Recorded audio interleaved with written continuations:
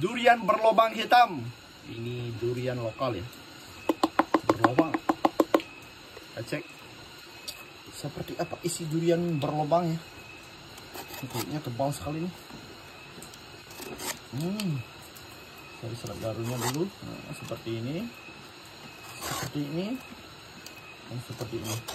Oke, kita sampai langsung.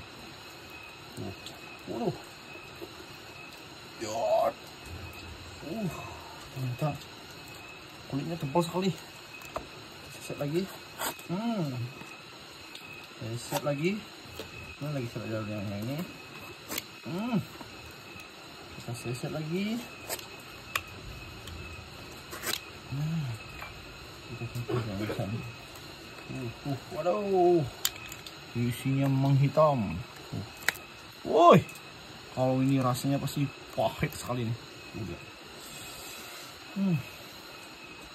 Yang kayak gini saya paling suka.